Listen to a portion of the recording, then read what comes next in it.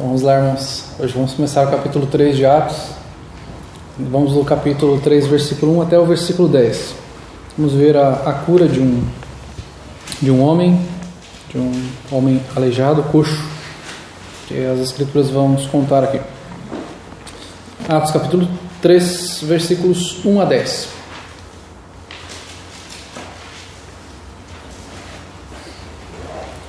Pedro e João subiam ao templo para a oração da hora nona.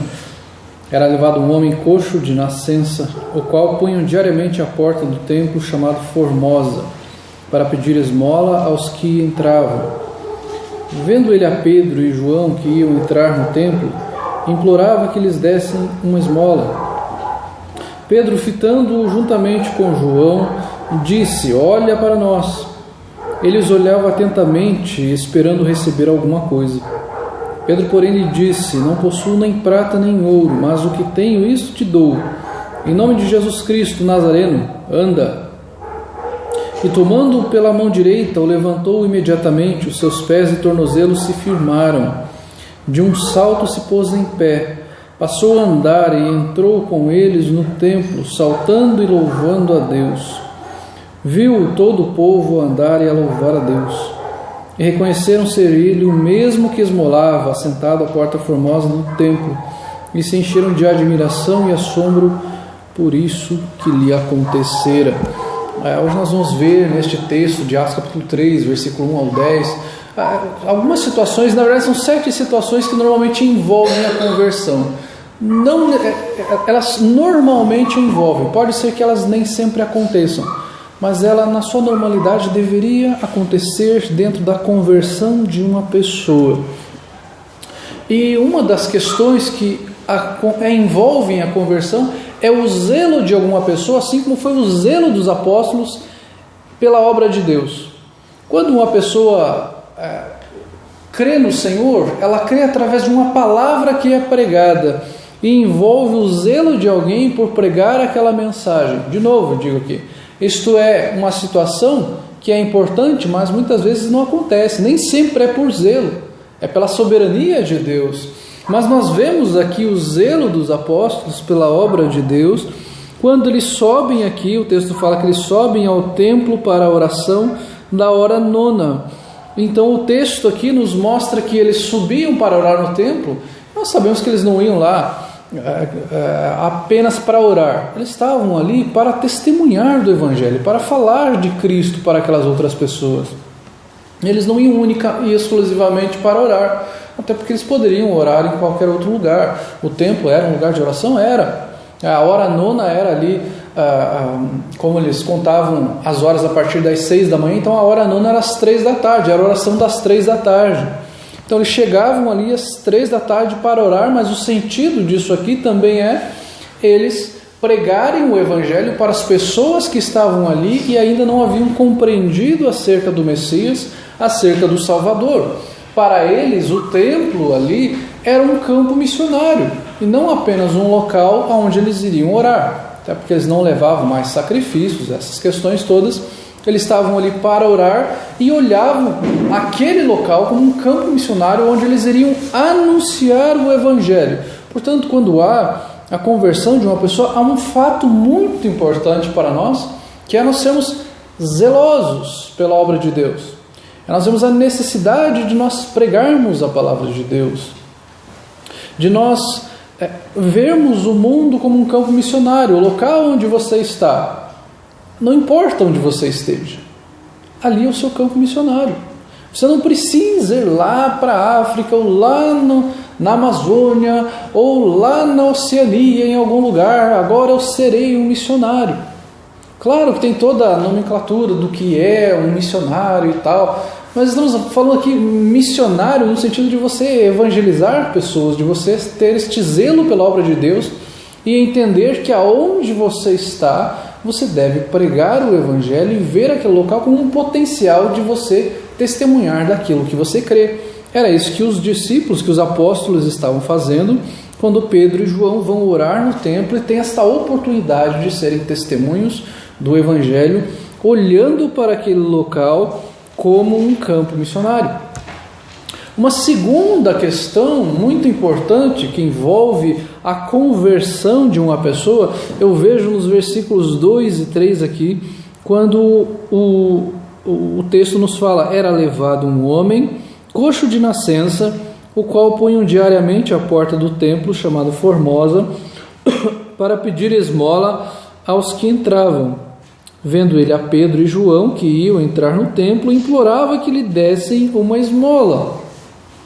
O fato de haver uma conversão, como nós vemos o zelo pela obra de Deus, de alguém, porque a fé vem pelo ouvir da palavra e alguém tem que pregar esta palavra, também dentro desta conversão há um necessitado, há um miserável, há uma pessoa que necessita de algo, que reconhece a sua miserabilidade. Neste caso aqui, este homem era um miserável, em todos os sentidos. Ele era um coxo de nascença. Então ele não trabalhava, ele não tinha renda, ele não tinha reconhecimento de ninguém, ele não tinha oportunidade de trabalho algum.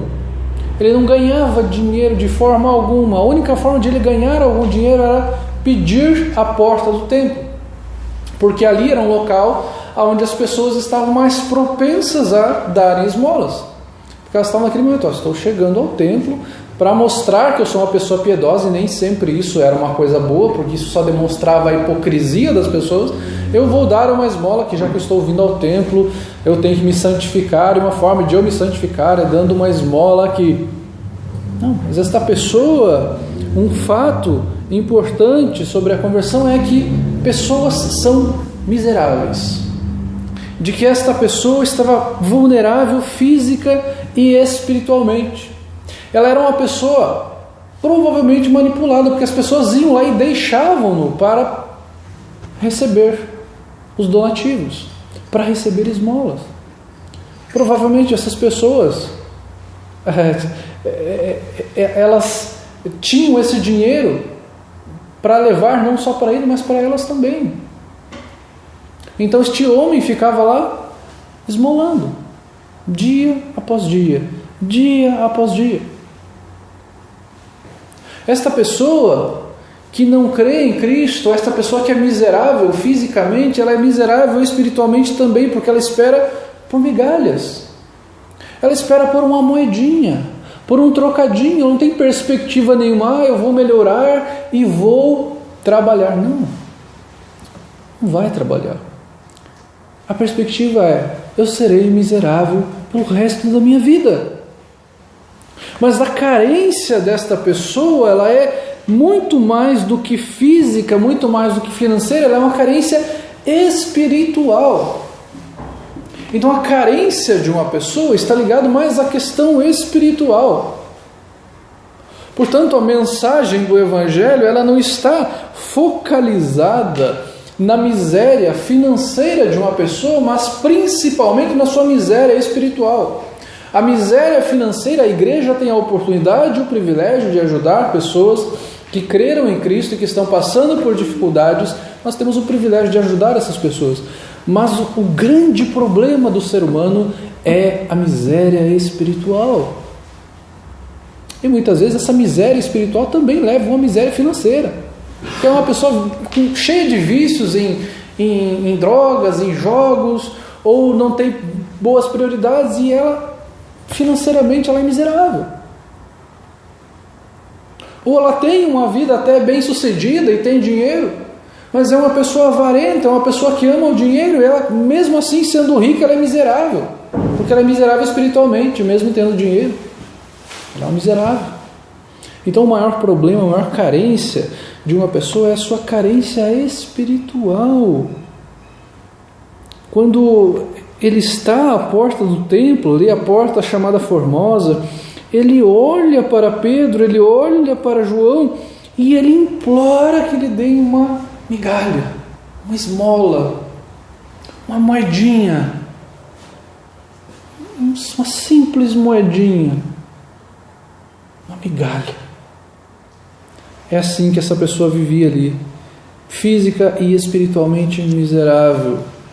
Nós vemos nos versículos 4 e 5 que há uma comunicação direta dos apóstolos para com ele. Versículos 4 e 5 fala: Pedro, fitando juntamente com João, disse: olha para nós. E eles olhavam atentamente, esperando receber alguma coisa. Pedro fala: olha para nós. A comunicação da palavra de Deus para que haja transformação é uma comunicação direta, não é através de indiretas e tal. É uma comunicação direta.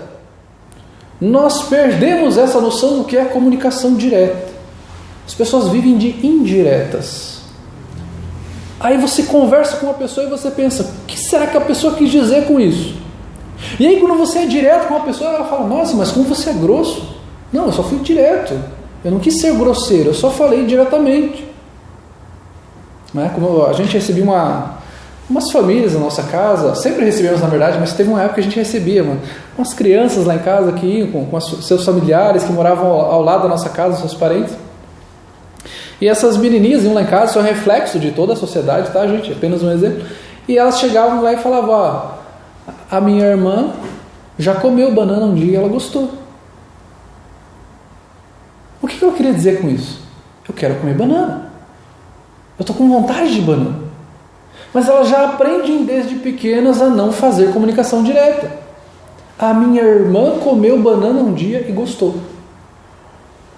Então elas aprendem a indiretas, a falar assim meio por enigmas. A comunicação do Evangelho tem que ser algo direto. Algo que aconteceu esses dias, eu achei tão patético. O Neymar começou a receber críticas com relação à questão da Copa.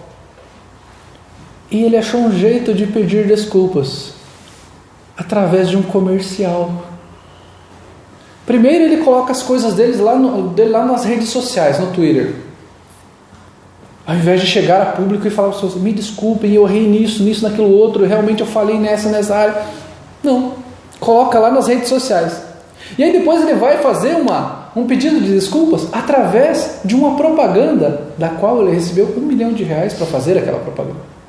Isso não foi uma comunicação direta. Por quê? Foi um marqueteiro que chegou lá, falou: Neymar, você vai falar isso. E escreveu para ele. Ele foi lá e leu. Isso não é comunicação direta. Não era ele. Eu até trouxe um pedaço aqui da propaganda dele. Eu simplesmente achei patético. Você pode achar que eu caí demais, mas a verdade é que eu não caí. Eu desmoronei. Isso dói muito mais do que qualquer pisão ou tornozelo operado. Eu demorei para aceitar as suas críticas, eu demorei para me olhar no espelho e me transformar em um novo homem. Mas hoje eu estou aqui, de cara limpa e peito aberto.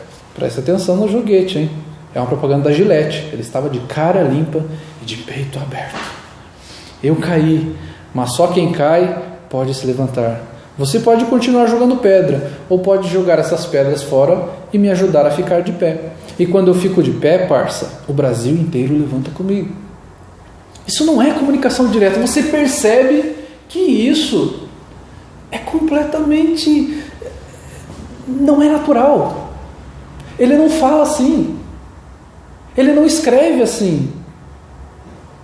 Foi alguém que escreveu para ele, então ele não está se comunicando diretamente. Ele pegou alguém para escrever para ele, para ganhar dinheiro com aquilo, para ele ganhar dinheiro com a desculpa dele.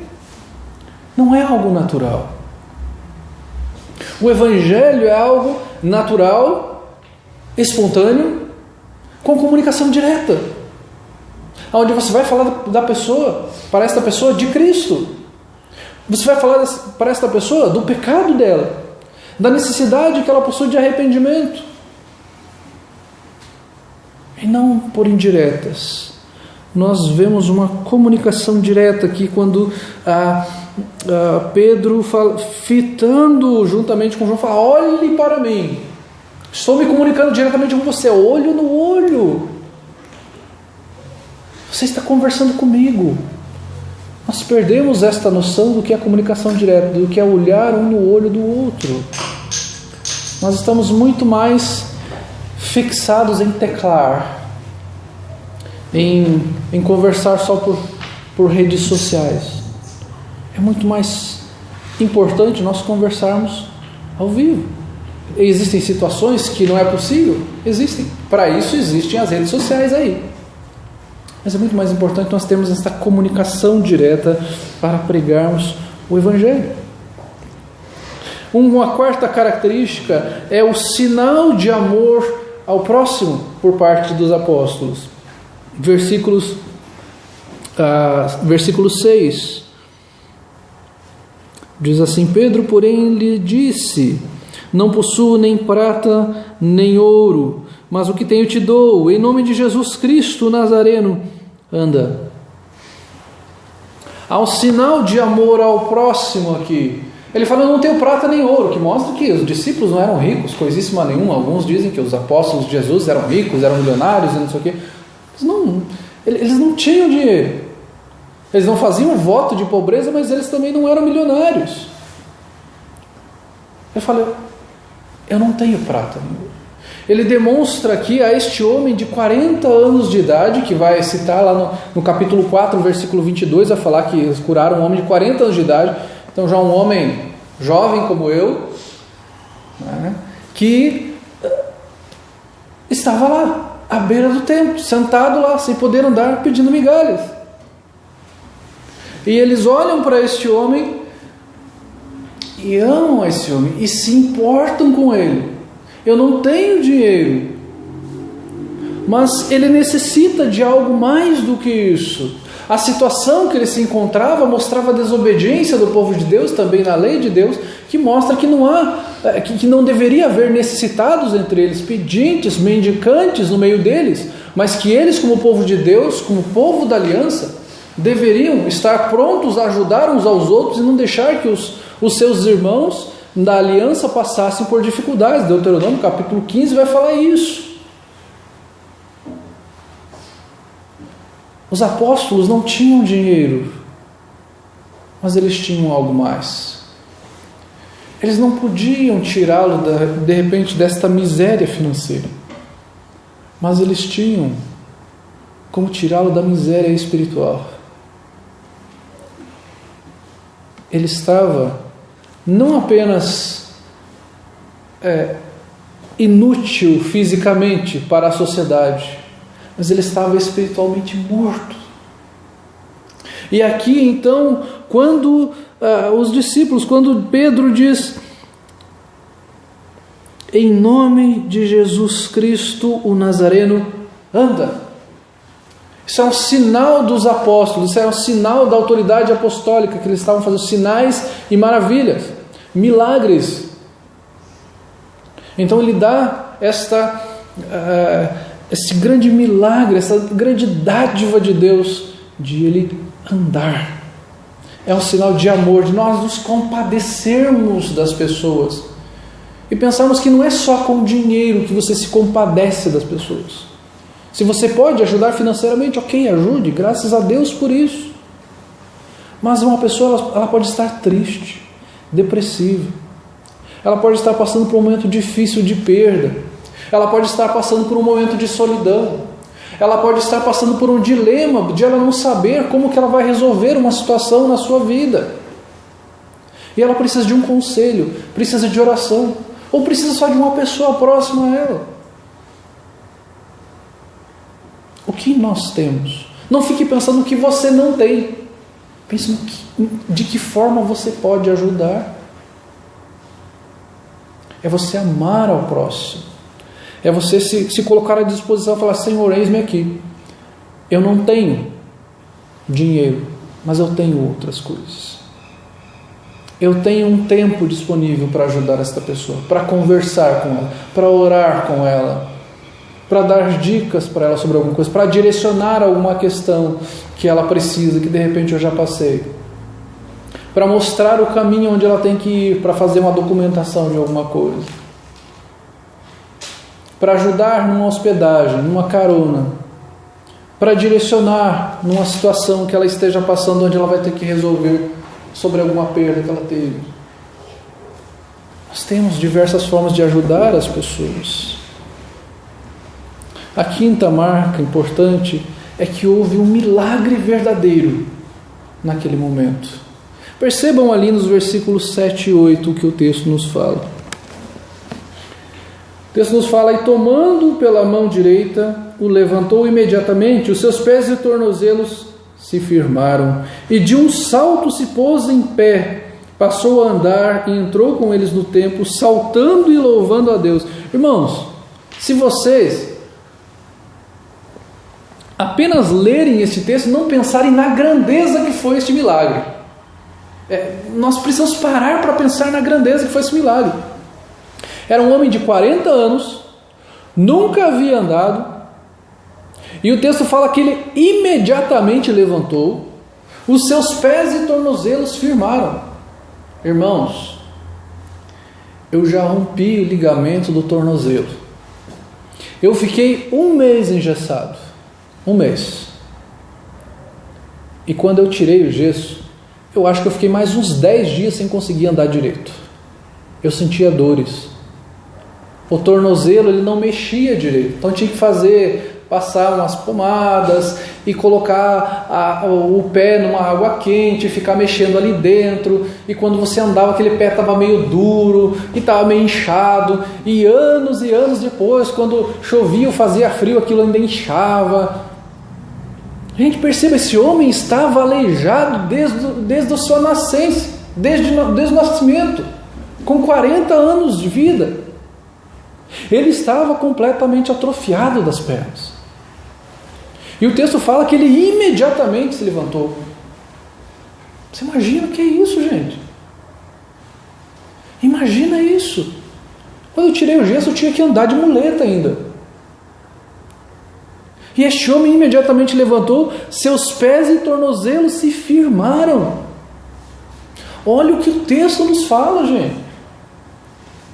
Aquilo lá deve ter sido algo espantoso, porque as pernas daquele homem certamente eram magérrimas, atrofiadas, e de repente aquilo regenera na hora. E o texto fala que de um salto ele se pôs em pé. Imagina, de um salto, como um homem que está aleijado por 40 anos, e ele se levanta com um salto. Isso é milagre, gente. O texto fala que ele passou a andar. E é como uma criança. A criança, e quando ela aprende a andar, não quer parar mais. As nossas crianças aí perto de 1 ano começaram a andar, a gente sabe. Andavam, começou a engatinhar. Quando ela começou a andar, você tem que ficar correndo atrás, porque ela não quer mais parar. Não adianta você colocar para sentar lá, fica sentado. Não adianta. A criança aprendeu a andar, ela vai andar. Você vai ter que ficar correndo atrás dela. E esse homem, imagina, 40 anos, vendo todo mundo andando, passando na frente dele. Ele não conseguia fazer as coisas mínimas, que é levantar, que é sair de uma cama, ir ao banheiro. As coisas mínimas, as coisas que nós fazemos no dia a dia e nem pensamos para fazer. Ele ir a algum lugar, fazer uma compra, carregar alguma coisa. Ele vendo pessoas andando, carregando algum peso, carregando uma sacola, uma mala, um saco. Ele olha para aquilo: eu nunca vou fazer isso. E de repente, de uma hora para outra, aquilo se forma, se restaura. Os pés e tornozelos se firmam. Ele dá um salto para cima, ele começa a andar, e ele entra no templo, e fala que ele entra saltando no templo. Gente, quando eu tirei o gesso, eu nem pensava em saltar, eu não ousaria saltar. Eu pensei, se eu saltar agora, eu rompo de novo. Vai estourar tudo de novo. Até porque doía um pé por causa do rompimento, e o outro porque eu andava só firmado no outro pé, porque esse aqui tinha que andar com ele para cima, então forçava só uma perna, estava doendo um joelho, o tornozelo do outro. Mas se eu pular aqui, eu acabo de me quebrar, daí que eu vou engessar as 2 pernas. E esse homem, ele levanta e salta, e sai saltando e andando e louvando a Deus.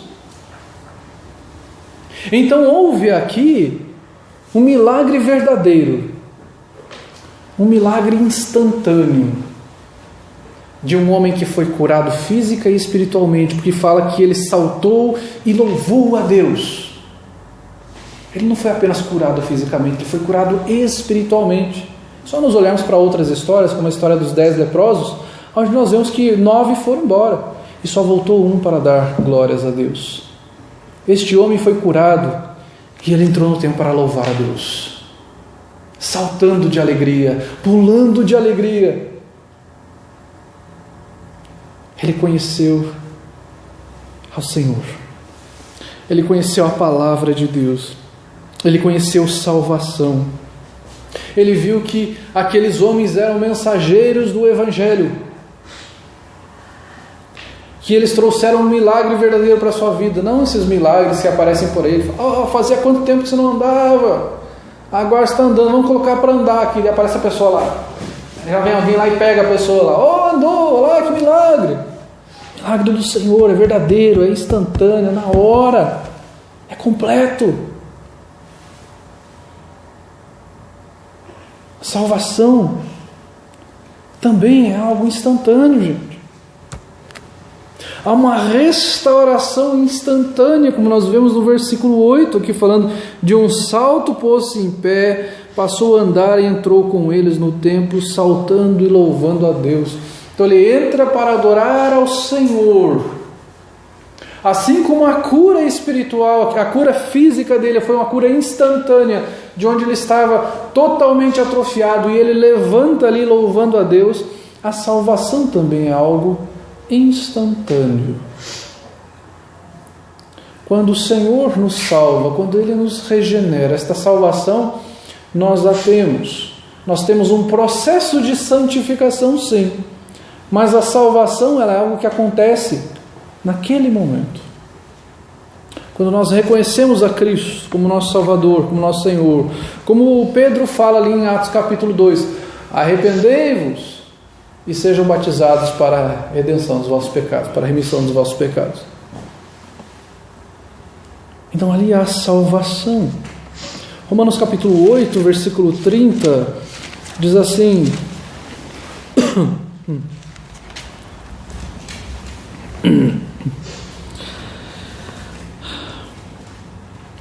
e aos que predestinou, a esses também chamou. E aos que chamou, a esses também justificou, e aos que justificou também glorificou. O apóstolo Paulo está falando desta ordem da salvação, e ele nos mostra como já uma obra feita e completa. Então você não está sendo salvo todo dia, você foi salvo no momento. O Senhor te elegeu, te predestinou antes da fundação do mundo, e teve um momento em que você creu e você está salvo. Você não está sendo salvo, você foi salvo, você já está salvo. Você não está mais salvo no momento e menos salvo no outro. Acontece um processo de santificação. O que o texto nos fala aqui, Ele nos predestinou, ou seja, nós somos eleitos antes da fundação do mundo. Ele nos chamou, nós somos regenerados pelo Senhor. Nós tivemos os nossos olhos espirituais abertos para que nós pudéssemos ouvir a sua voz. Então Ele nos chama eficazmente. Nós então cremos no Evangelho. Nós somos justificados pelo Senhor, ou seja, nós somos injustos, e o Senhor, através do seu sangue, nos declara justos. Nós somos injustos, Ele nos torna justos. Então nós somos declarados justos por meio de Cristo, e Ele nos glorifica no sentido de que nós estaremos com Ele para sempre na eternidade. É uma obra completa, a obra da salvação é uma obra completa. Ela não para no meio do caminho. Olha, você foi eleito, mas como você fez aqui algumas coisas erradas, você está fora. Você está meio salvo. A salvação é uma obra completa. Assim como este milagre que acontece aqui em Atos capítulo 3, é uma obra completa. É uma restauração instantânea. Nós estamos falando aqui que uma pessoa, quando ela se torna um crente, um cristão, então agora ela é uma pessoa perfeita, ela não peca mais. Não estamos falando nisso. Estamos falando que ela está salva. Existe todo um processo de santificação, de crescimento, de aprendizado do Evangelho, mas esta pessoa já está salva. Ela, no início da sua vida cristã, vai ter várias questões ali que ela não vai saber lidar, que ela vai ter dúvidas, que ela vai ter um entendimento errôneo sobre aquilo, mas que ela vai ter um processo de santificação na sua vida. Mas ela já está salva. Se ela crê no Evangelho, ela está salva. Há uma restauração instantânea. Aquela pessoa já foi justificada, regenerada. A obra de Cristo foi feita. Então este homem teve uma restauração completa, porque ele foi curado e ele já entra no templo e já vai glorificar ao Senhor e já vai louvar ao Senhor. Estou aqui para louvar ao Senhor por aquilo que Ele é, por aquilo que Ele fez por mim. E é por isso que nós estamos aqui também, irmãos, para adorarmos ao Senhor, primeiramente por aquilo que Ele é, e para glorificarmos por tudo aquilo que Ele nos faz em nossas vidas. E o versículo 7, a sétima questão é que nós devemos viver para a glória de Deus. Então este homem entra no templo louvando a Deus juntamente com os discípulos. Ele não pega ali, agora eu vou levantar, já que eu fui curado, e agora eu vou fazer tudo que eu gostaria de ter feito antes e vou seguir a minha vida, ok, para vocês, beleza, muito obrigado por aquilo que vocês fizeram, e se tiverem uma moedinha a mais para me dar, eu vou ficar aqui, agradeço pela moedinha que se possa me dar. Não, ele quer viver para a glória de Deus. Certamente ele foi viver a sua vida, ele foi trabalhar e tudo mais, mas ele foi glorificar ao Senhor por aquilo que o Senhor tinha feito para ele. Pela restauração que ele teve, por ter sido os seus olhos abertos para a palavra de Deus, por ele ter compreendido a graça de Deus. E os versículos 9 e 10 falam assim: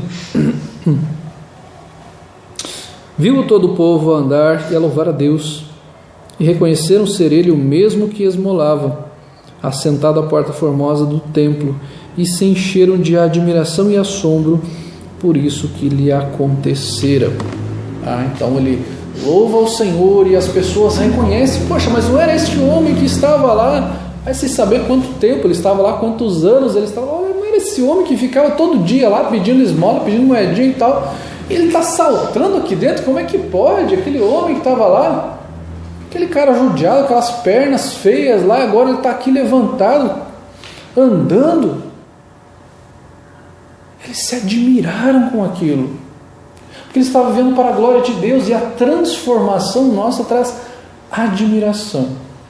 A admiração deles não era só pela transformação do milagre, mas poxa, ele está aqui, está adorando a Deus. Então a transformação para aquele que se torna um cristão, ela gera admiração para as outras pessoas, por mais que elas não creiam no Evangelho.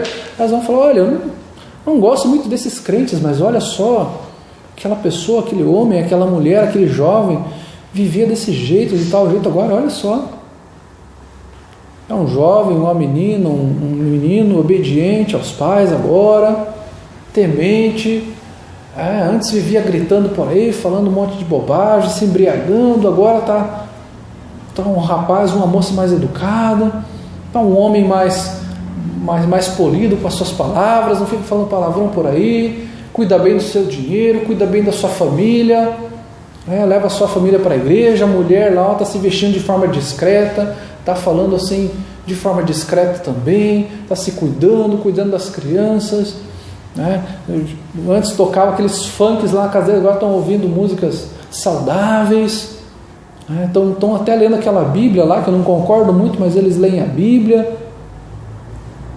Isso gera admiração, as pessoas falam: poxa vida, mas como que essa pessoa transformou tanto? Como que isso foi acontecer? Então a conversão de alguém gera esta admiração nas pessoas, porque é uma mudança de comportamento, porque é uma mudança de vida que vem de dentro para fora. Não é algo apenas legalista, mas é algo que a pessoa faz por amor a Cristo, e ela quer fazer, e ela quer mostrar para os outros, e naquele primeiro momento principalmente ela quer conversar com todo mundo e falar: olha, eu mudei, agora eu compreendi, eu quero que você compreenda. E ela louva a Deus, e ela quer fazer questão de mostrar para os outros que ela foi transformada. Ela quer viver para a glória de Deus. Ela quer que as pessoas compreendam isso também, e isso causa admiração das pessoas. Então essas são 7 marcas importantes na vida de uma pessoa que é transformada.